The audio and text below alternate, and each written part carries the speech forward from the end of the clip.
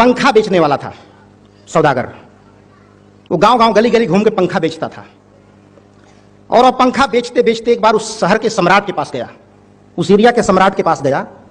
और वो पंखा बेचता था तो चिल्लाता था, कहता था ले लो पंखे, ले लो पंखे, 100 साल चलेंगे पंखे, कभी नहीं टूटने वाला पंखा है ये, 100 साल तक चलेगा, इसकी पूरी गारंटी है।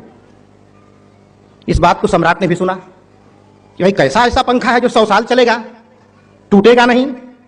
सम्राट ने अपने प्रतिवेदक को बोला कि जाओ, जो पंखा पंखा चिल्ला रहा है उसे दरबार में ले आओ। जब दरबार में लेकर पंखा वाला आया तो सम्राट ने पूछा कि तेरे कहीं कैसे पंखे हैं? बोला जहां पना ये पंखे 100 बरस चलेंगे, इसकी पूरी गारंटी मैं देता हूं। तो बोला कुछ सम्राट को तो बेवकूफ समझता है, किसके सामने तू झूठ बोल रहा है, तुझे पता नहीं है? बोला मैं झूठ नहीं बोल रहा हूं, जहां पना ये 100 साल चलेंगे, ये पूरी की पूरी गारंटी है। तो बोला ठीक है। जबकि सम्राट को पूरा भरोसा था कि 100 साल नहीं चलेगा, फिर भी तू कह रहा है तो तेरी बात मैं मान ले रहा हूं, जितनी कीमत लेना हो ले, पंखा रख दे, 1 हफ्ते बाद तू जरूर यहां आना, 1 हफ्ते बाद लौट के दोबारा आना। राजा ने पंखा खरीद लिया। राजा को पूरा भरोसा था कि वो ठग के चला गया है, दोबारा आएगा नहीं वो। लेकिन वो सही 1 हफ्ते पर आया और 1 हफ्ते में पंखा टूट गया था। 1-2 बार हिलाया, पंखा टूट गया। तब तो राजा को और भरोसा हो गया कि वो तो पक्का नहीं आएगा। लेकिन आया समय से वो। बोला जहां पना आपने 7वें दिन बुलाया था, मैं हाजिर हो गया। बोला तू मुझे ठग कर चला गया था, देखिए तेरा पंखा टूट गया है। कैसे टूट गया? मैं तो बड़ा आश्चर्य हो गया। ये 100 साल चलने की पूरी गारंटी थी, हमारे पूर्वजों ने चलाया है, आपसे कैसे टूट गया? इसका मतलब आपको पंखा झलने नहीं आता? इसका मतलब पंखा झलने नहीं आता? बोला क्या बोल रहा है तू, सम्राट को पंखा झलना सिखाएगा? इतना बड़ा देश मैं चलाता हूं और पंखा झलना मुझे तो सिखाएगा? तो बोला हाँ सम्राट, आपको पंखा झलने नहीं आता। बोला कैसे डुलाते थे बताइए? तो बोला ऐसे ऐसे डुलाते थे। बोला बस यही चूक हुई ना आपसे, आपने पंखा तो खरीदा लेकिन चलाने की विधि आपने नहीं पूछा हमसे। चूक आपसे हुई है, चूक मुझसे नहीं हुई। बोला कैसे चलाना था?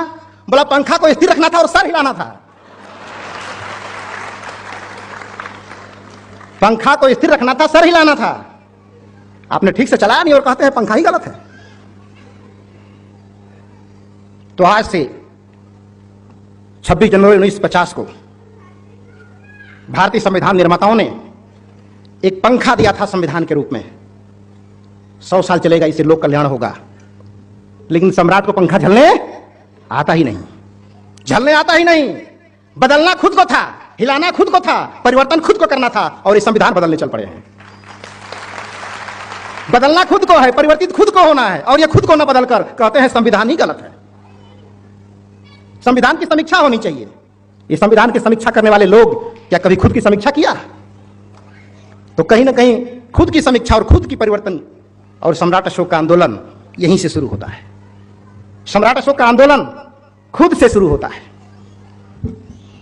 सम्राट अशोक के धम्म में और बुद्ध के धम्म में थोड़ा सा फर्क आपको लगेगा, क्योंकि बुद्ध का जो धम्म है वह व्यक्ति के विकारों को निकालता है और व्यक्ति से ही राष्ट्र का निर्माण होता है। बुद्ध का धम्म व्यक्ति के विकारों को निकालता है और सम्राट अशोक का धम्म राष्ट्र के विकारों को निकालता है। राष्ट्र के विकारों को निकालता है। इसलिए जब जब राष्ट्र भटक जाए, जब जब समाज भटक जाए, उस समय सम्राट अशोक के धम्म की आवश्यकता इस देश के रहनुमाओं को होगी, आज भी है। लेकिन हम अपना सर नहीं हिलाना चाहते, हम तो पंखा हिलाने वाले लोग हैं। हम खुद बदलना नहीं चाहते, हम दुनिया को बदलने चले हैं। तो सम्राट अशोक का आंदोलन खुद से शुरू होता है और यहीं से वो विषय स्टार्ट होता है, सांस्कृतिक भूमंडलीकरण, कल्चरल ग्लोबलाइजेशन। आपने बहुत सारा प्रवचन सुना होगा संत महात्माओं का, उदार चरिता नाम तू वसुधैव कुटुंबकम, कहते हैं लोग, सिर्फ करते नहीं। अशोक की खासियत सिर्फ यही है कि अशोक ने जिस विषय को छुआ उसकी हद पार कर दी। यही खूबी है। मैंने जहां तक परखा उन्हें, मैंने देखा कि जिस विषय को अशोक ने छुआ उसकी हद पार कर दी उन्होंने। जब मगध की सत्ता पानी थी तो अपने ही भाइयों से जो अयोग्य थे शासन चलाने में, अपने ही भाइयों से जो संघर्ष का हद पार करना पड़ा, संघर्ष की जो पराकाष्ठा पार करनी पड़ी, उसको पार करके भी उन्होंने सत्ता प्राप्त की, मगध की सत्ता प्राप्त की। इस विषय पे उन्होंने हद किया। और चक्रवर्ती सम्राट चंद्रगुप्त मौर्य के बाद उनके पिता बिंदुसार के बाद जब फिर मगध साम्राज्य को एक कुशल नेतृत्व की जरूरत पड़ी, तो उन्होंने अपने भाइयों के साथ संघर्ष किया और इस देश को एक कुशल नेतृत्व दिया। अगर शायद अशोक जैसा कुशल नेतृत्व न मिलता तो शायद हम आज यहां इतने लोग इकट्ठा न होते हैं। छोटी छोटी बातें, इतने बड़े भारत को जब बृहत भारत से बृहत्तर बनाना हुआ, तो कलिंग की जो विजय अशोक ने की, जिसको चंद्रगुप्त और बिंदुसार ने भी नहीं जीता, छोड़ा था, उसको भी सम्राट अशोक ने कलिंग की विजय की। और उस विजय में जितनी हिंसा की हद पार की उन्होंने, शायद अब तक पूरे इतिहास में कोई भी इतना बड़ा युद्ध नहीं हुआ जिसमें अनुपातिक तौर पर इतनी ज्यादा हिंसा हुई हो।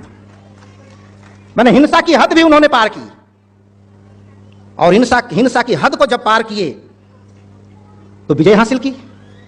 और विजय हासिल करने के बाद क्या घटी घटना, दुनिया के सारे सम्राट विजय करने के बाद जश्न मनाते हैं। संवेदना देखिए अशोक की, दुनिया की सारे सम्राट विजयों के बाद युद्धपरांत जश्न मनाते हैं, लेकिन सम्राट अशोक मातम मना रहे हैं। कैसी विजय है ये? जहां जश्न का नृत्य का तांडव होना चाहिए, वहां पर मृत्यु का मातम बन रहा है। क्यों हो रहा है? अशोक को इतने बड़ी विजय पर खुशी हासिल होनी चाहिए। इस विषय को छुआ था डॉक्टर साहब ने, मातम मनाया। वो मातम सिर्फ इसलिए बनाया कि सम्राट अशोक संवेदनशील थे। अगर असंवेदनशील होते तो शायद वो भी वैसे ही राजा होते जो उनके पूर्व राजाओं ने किया था, लेकिन संवेदनशील थे। उन्होंने उस मानवीय संवेदना को समझा। जब एक औरत कराती हुई सामने आई, एक बच्चा बिलबिलाते हुए जब सामने आया, एक बूढ़ा बेसहारा दिखा अपने बेटे का अभाव में, तो उन्होंने देखा कि एक व्यक्ति की जब हत्या होती है तो कितने लोग प्रभावित होते हैं उससे, कितने लोग प्रभावित होते हैं। उसके रिश्तेदार, उसके चाहने वाले, उसके धर्म के अनुयायी, उसके संप्रदाय के अनुयायी, उसके जिस विभाग में नौकरी करता होगा उस विभाग के लोग, यानी कितने लोग सिर्फ एक अहिंसा से प्रभावित होते हैं। इतनी गहराई से सोचा अशोक ने। तो इतनी गहराई से सोचने वाला राजा निश्चित रूप में जश्न नहीं, मातम मनाएगा। और मातम मना के संतुष्ट नहीं हो जाते, मातम ही मना के संतुष्ट नहीं हो जाते। इस मातम का प्रायश्चित क्या होगा, क्या करना होगा ताकि इस जनता के ऋण से मैं उऋण हो सकूं? इसके लिए क्या करना होगा? तो उन्होंने रणभेरी को बंद किया और धम्मभेरी का धम्म घोष करते हुए, धम्म विजय का ऐलान करते हुए लोक कल्याण की ठान ली। लोक कल्याण की जब ठानी, वहां भी हद कर दी। ऐसी हद की कि जनता का नैतिक और आध्यात्मिक इतना उत्थान किया, इतना विकास किया कि देवता और मनुष्य एक हो गए। देवता और मनुष्य एक हो गए, जो किसी से आपस में मिल नहीं सकते थे। बड़े लोग छोटे लोग से मिल नहीं सकते थे, छोटे लोग बड़े लोगों के साथ रह नहीं सकते थे। ऐसा सामाजिक वातावरण बनाया कि बड़े लोग और छोटे लोग समता समानता के विचारों के संवाहक हो गए। और धरती पर जो देवभूमि कही जाती है, वास्तव में सम्राट अशोक का शासन काल ही देवभूमि कहने लायक है। वो सब तो कल्पनाएं हैं जो सुनते हैं आप, लेकिन कल्पना नहीं, इतिहास है। इतिहास उसे ही कहते हैं जैसा निश्चित ही ऐसा हुआ है, उसे इतिहास कहा जाता है। ऐसा काम अशोक ने किया। धर्म और संस्कृति को जब छुआ, वहां भी हद की उन्होंने, वहां भी हद की। हद का मतलब जो कोई ना कर सका, वो संस्कृति। सम्राट अशोक के सारे कार्य का सबसे महत्वपूर्ण जो तो कार्य था संस्कृति का आंदोलन। और संस्कृति की परिभाषा क्या होती है? एकदम आसान भाषा में बता रहा हूं, लोक भाषा में। इस बात को प्रोफेसर साहब ने बड़ी अच्छी से बताया था। संस्कृति का स्वाभाविक जो अर्थ होता है, ये तीन शब्द एक साथ आते हैं: प्रकृति, विकृति और संस्कृति। प्रकृति, विकृति और संस्कृति। प्रकृति उसे कहते हैं कि हमें भूख लगी है तो मुझे रोटी चाहिए, तो अपने भूख के लिए रोटी का इंतजाम किया मैंने और मैंने खा लिया।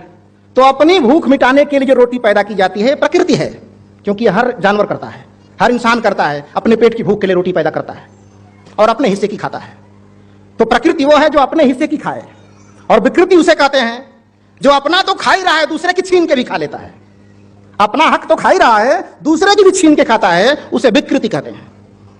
और संस्कृति अपना खा रहा है तो आधी रोटी अपने खाया और आधी रोटी अपने पड़ोसी को दे दिया, यही संस्कृति है, यही संस्कृति है। और हम ऐसी ही संस्कृति के संवाहक हैं, ऐसी ही संस्कृति के प्रवर्तक हैं। हम ऐसी संस्कृति के विध्वंसक कभी नहीं हो सकते। और आज अगर ऐसा वातावरण नहीं है समाज में, लोग दूसरे के अधिकार को हनन करने में लगे हैं, दूसरे की रोटी खाने में लगे हुए हैं, अपनी मां बहन को मां बहन समझते हैं और दूसरे की मां बहनों के साथ सामूहिक दुष्कर्म करते हैं, ये क्या देवी देवताओं का देश हो सकता है? ये संस्कार कहां से आए? तो निश्चित रूप से हमने सम्राट अशोक की महान संस्कृति को हमने भुला दिया, तो जो संस्कृति को भुलाएगा वो विकृत तो हो ही जाएगा, वो विकृत तो हो ही जाएगा। उसी को भुलाने का ये साइड इफेक्ट है जो आज जो देश में वातावरण रोज पेपर अखबारों में देख रहे हैं। अपने पूर्वजों को भुलाने का नतीजा है। जो सील को भूल जाएगा वही तो अश्लील हो जाएगा, जो सील को भूलेगा वही अश्लील हो जाता है। और आज मीडिया से लेके, अखबार से लेके, गायक से लेके, लेखक से लेके जो समाज को दिशा देते हैं, आज वो सीलवान नहीं बल्कि सब के सब अश्लील हो गए हैं। और उसी वातावरण में हमारे बच्चे पैदा हो रहे हैं जो रोड पर निकलकर अपनी माँ बहनों को माँ बहन नहीं समझते हैं। उसी संस्कारों का नतीजा है। तो जो मीडिया के माध्यम से आप लोग जो देख रहे हैं, अखबार और मीडिया, तो मुझे ऐसा लगता है जैसे समाज की पूरी नकारात्मक चीजों को दिखाने का ठेका ले लिया है। एक चोर नेता हो जाता है उसको पूरे देश में दिखाया जाता है, और एक अच्छा नेता होता है उसको कहीं दिखाया नहीं जाता। क्योंकि आज भी हम ये मानने को तैयार है कि एक भी व्यक्ति अच्छा आदमी नहीं है, सब के सब चोर हैं। क्यों चोर मानते हैं? क्योंकि जब अपने घर में हम ताला लगाते हैं तो किसके डर से लगाते हैं कि मैं तो इस गांव में एक अच्छा आदमी हूं, मेरे पड़ोसी सब चोर है, पता नहीं कौन चुरा लेगा, तो मैं उस पड़ोसी के डर से ताला लगाता हूं। अब मेरा पड़ोसी जो घर में ताला लगाया वो भी यही सोच के लगाया है कि मैं तो अच्छा आदमी हूं, गांव के सब चोर है, कौन चुरा लेगा। तो पड़ोसी मुझसे डर रहा है और मैं पड़ोसी से डर रहा हूं। पूरा गांव ईमानदारों का गांव है और सब चोरों से डर रहे हैं, पता नहीं कौन चोर है। इसका मतलब कि पूरा का पूरा गांव चोर है, खुद को चोर मानने को तैयार नहीं है। तो सम्राट अशोक का आंदोलन यहीं से शुरू होता है। सम्राट अशोक का आंदोलन यहीं से शुरू होता है। अंतःकरण का परीक्षण। कहते हैं कि खुद को जांचना। अगर तूने शराब पी है तो तुझसे बढ़िया कौन जानता है। इसमें किस गुरु की जरूरत है? किसी भी आसाराम बापू की जरूरत, क्योंकि जो खुद ही इतना पवित्र है वो दूसरों को क्या पवित्र बनाएगा।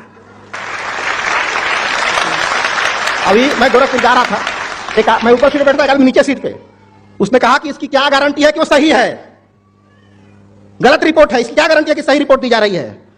तो हमने कहा ये तो गारंटी तभी दी जा सकती है जब आपके बेटी पर गुजर जाएगा, तब पता चलेगा कि सही है, क्योंकि तभी प्रूफ आपको सही पता चलेगा। क्योंकि पड़ोसी के घर अगर चोरी हो गई और उसका पड़ोसी सजग नहीं हो गया, इसका मतलब गांव मुर्दों का गांव है। पड़ोसी के घर चोरी हुई, मेरे घर नहीं ना हुई है, मेरे घर होगी तो मैं कल देखूंगा। तो सजग वही होता है जो पड़ोसी घर चोरी हो और सजग हम हो जाए कि हमें कैसे रहना चाहिए। तो सम्राट अशोक का आंदोलन यहीं से शुरू होता है। अंतःकरण का परीक्षण। तू खुद जांचना, अगर गलती किया है तो तुझसे बढ़िया कौन जानता है, किससे छुपा रहा है। तो अशोक ने कोई भी ऐसा काम नहीं किया जिस काम को क्षेत्र में बांधा जाए कि ये काम किसी भारत के लिए है, ये काम पाकिस्तान के लिए है, ये काम किस देश के लिए है। वो काम जिन्होंने सारा काम किया वो सारा काम एक व्यक्ति के लिए है, एक लोक कल्याण के लिए है। एक पेड़ अगर आपने लगाया तो लगाया आपने भारत में, आपको लगता होगा कि ये भारत का पेड़ है, लेकिन वो पेड़ भारत का हो सकता है, लेकिन उसमें निकली हुई ऑक्सीजन वो भारत का नहीं हो सकती, पूरी दुनिया की है वो। अगर उस पेड़ से ऑक्सीजन निकल गई वो पाकिस्तान की भी है। भले आपकी लड़ाई होती हो उससे, गोलियां चलती हो उससे, लेकिन आपका पेड़ कभी नहीं कहता कि पाकिस्तान ये भारत की ऑक्सीजन है, इसे तू मत लेना, ये कभी नहीं कहता। अशोक का आंदोलन यहां से शुरू होता है, पूरी वसुधा के लिए शुरू होता है। इसीलिए उन्होंने लिखा, इसीलिए जब उन्होंने कहा कि संस्कृति के क्षेत्र में जब उन्होंने हाथ बढ़ाया तो पराकाष्ठा की, हद कर दी उन्होंने संस्कृति के क्षेत्र में भी, और ऐसी पराकाष्ठा की, धम्म दानं सब दानं जीनाति। धम्म का दान सबसे दुनिया का सबसे बड़ा दान है, और यह धम्म का दान पूरे विश्व को दिया जाए, यह कैसे संभव है। तो सम्राट अशोक ने इस दान करने की परंपरा में भी पराकाष्ठा का दान कर दी। लोगों ने धन का दान किया हो, पैसे का दान किया हो, समय का दान किया हो, लेकिन सम्राट अशोक ने तो बेटा और बेटी को दान किया धर्म के लिए। यहां भी पराकाष्ठा पार की, यहां भी पराकाष्ठा हो गई, हद कर दी। तो हद की कोई सीमा नहीं है। अब अपनी समीक्षा करिए कि आपके पूर्वजों ने क्या किया और हम क्या कर रहे हैं। तो आपके साथ जो भी हुआ है, आपकी अगर दुर्दशा है तो उसके पूरे के पूरे जिम्मेदार आप हैं, क्योंकि तथागत कहते हैं ताहि यत्नो नाथो कोई नाथो पड़ोसिया। आप अपने मालिक हो। अगर आपकी दुर्दशा है तो इस दुर्दशा के लिए पड़ोसी दोषी नहीं है। अगर कल दशा सुधरेगी तो इसमें भी पड़ोसी नहीं, आपकी खुद की भूमिका होगी, प्रयास खुद को करना पड़ता है। इसलिए इसका भी बड़ा दान किया, और बेटा बेटी को तो भेजा ही, कहां भेजा? श्रीलंका। श्रीलंका जो कभी धम्म का दान लेकर, धम्म का ज्ञान लेकर महेंद्र और संघमित्रा श्रीलंका गए थे। आज हम सारे लोगों का सौभाग्य है कि श्रीलंका से पुनः धम्म का ज्ञान लेकर पूज्य भंते शिवली जी आज हमारे बीच आए हुए हैं, और आज इनकी अमृत वाणी को हम सारे लोगों को सुनने का अवसर मिलेगा। मैं भी बोलना नहीं चाहता, मैं भी सुनना ही चाहता हूं। तो ये इतनी बड़ा, तो पूरे भिक्षु विद्वानों का, विद्वान भिक्षुओं का बड़ा बड़ा टीम महान सम्राट अशोक ने बनवाया, और दुनिया के सारे देशों में, कौन से देशों में, अगर उनको लगता कि श्रीलंका मेरा देश नहीं है, उनको लगता है श्याम मेरा देश नहीं है, यूरोप मेरा एरिया नहीं है, यूनान मेरा एरिया नहीं है। अगर उनके मन में ये बात होती तो इतनी बड़ी बड़ी मिशनरियां वो उन देशों में कैसे भिजवाते? तो उन्होंने लिखा है कि समस्त प्रजा मेरी संतान है। अगर समस्त प्रजा हमारी संतान है तो समस्त प्रजा जहां रहती है वो सारा परिवार हमारा परिवार है। वसुधैव कुटुंबकम के जनक तो सम्राट अशोक हैं। दुनिया के लोग तो सिर्फ कहते रहे उदार चरिता नाम तू वसुधैव कुटुंबकम। जिन लोगों ने अपने भाइयों को ही छूत बनाया, अछूत बनाया, तेरा छुआ नहीं खाएंगे, तू नीच है, तो जो अपने ही भाई को भाई मानने को तैयार नहीं वो पूरे वसुधा को परिवार बनाएगा। ये सिर्फ एक ख्याली पुलाव है और कागज पर लिखी हुई चटनी है जो चाटने से स्वाद मिलने वाला नहीं है। वो ख्याली पुलाव है। लेकिन सम्राट अशोक की बात एक ख्याली पुलाव नहीं है। उन्होंने जो कहा वो किया और उसका रिजल्ट आज भी आप देख रहे हैं। ऐसा नहीं कि गदा से हनुमान जी लड़ाई कर सकते थे तो हम नहीं कर सकते। जो अशोक ने किया वो हम भी कर सकते हैं, जो बुद्ध ने किया वो हम भी कर सकते हैं। ऐसा नहीं कि वो सम्राट अशोक की मोनोपोली थी, तथागत की मोनोपोली थी। अगर तथागत बुद्ध हुए तो आप भी बुद्ध हो सकते हैं। अगर सम्राट अशोक विश्व विजेता हुए तो आप भी सम्राट अशोक विश्व विजेता हो सकते हैं। अंतर सिर्फ इतना ही है कि जिस मार्गों का अनुसरण और अनुकरण उन लोगों ने किया उसी मार्गों का अनुसरण और अनुसरण हम लोगों को भी करना पड़ेगा। क्योंकि A+B का होल स्क्वायर अगर ये सूत्र है तो रटने से हल नहीं होगा। उसमें मान रखना पड़ता है। ए का मान रखना पड़ता है, बी का मान रखना पड़ता है। दोनों का जब मान रखते हैं तब उत्तर निकलता है। तो सम्राट अशोक ने शिलालेखों में सूत्र लिखवाया है, तथागत बुद्ध ने धम्मपद में अपना सूत्र लिखवाया है। अब मान रखे हम तो रिजल्ट मिलेगा हमें, मान नहीं रखेंगे हम तो रिजल्ट भी हमें मिलने वाला नहीं है। यहां बुद्ध की पूजा करने से आपका कोई कल्याण होने वाला, नाव को अगरबत्ती दिखाएंगे तो पार उतरने वाले नहीं है। पतवार तो आप ही को चलाना होगा। सही तरीके से चलाएंगे तो सही जगह पहुंचेंगे, गलत तरीके से चलाएंगे तो गलत जगह पहुंचेंगे। इसमें न नाव का दोष है न पतवार का दोष है, यात्रा के मालिक तो आप हैं। किसी किस्मत का काम नहीं है ये। तो इतने बड़े पूरे दुनिया में अपने बेटा बेटी विद्वान भिक्षुओं को पूरे दुनिया में भेजा और भेजकर पहली बार संसार में कल्चरल ग्लोबलाइजेशन यानी वसुधैव कुटुंबकम की सोच को धरातल पर पहली बार सम्राट अशोक ने उतारा है। उसके पहले और आज तक किसी ने सोचा नहीं। इतनी बड़ी थीम। और आज भारतवर्ष में सम्राट अशोक को सिर्फ जनरल नॉलेज की सामग्री समझ के पढ़ा जाता है, सामान्य ज्ञान। क्योंकि आईएएस की परीक्षा देना है तो प्राचीन इतिहास से पूछा जाएगा, इसलिए अशोक को हम जनरल नॉलेज के तौर पे पढ़ते हैं। इस देश की समस्या का समाधान के माध्यम से या उसके फार्मूले के रूप में नहीं पढ़ते। हम सोचते हैं जनरल नॉलेज की सामग्री है क्योंकि परीक्षा में पूछा जाएगा, इसलिए मुझे पढ़ना जरूरी है। हमारे जीवन को संवारने में अशोक की क्या भूमिका है, इस तरह से मूल्यांकन कभी अशोक का हुआ ही नहीं। इसलिए इतना बड़ा किया और आज और इतने बड़े बड़े काम जो अशोक ने किया, इसलिए नहीं किया कि यश कीर्ति फैल जाए, हमारी संसार में अशोक का नाम हो जाए। यश कीर्ति को भी महान सम्राट अशोक कुछ नहीं समझते थे। वो कहते थे कि जो कुछ मैं कर रहा हूं लोक कल्याण के लिए, वो इसलिए नहीं कर रहा हूं कि यश कीर्ति मेरी फैल जाए संसार में, इसलिए कर रहा हूं कि जब मुझे करता हुआ देखेगी जनता तो वो भी हमारा अनुकरण करेगी। क्योंकि जिस देश का राजा चोर हो, भ्रष्ट हो, उस देश की आम जनता को बहुत देर तक ईमानदार रखा नहीं जा सकता। और जिस देश की जनता भ्रष्ट हो वो एक ईमानदार नेता भी पैदा नहीं कर सकती। क्योंकि इस देश की जनता भी उसी को वोट करती है जो पाउच बंटवाता है, जो शराब बंटवाता है, मुर्गा खिलाता है। तो सारा दोष संसद भवन में ही नहीं है, दोष उस कोख में भी है जहां से ये नेता पैदा होते हैं।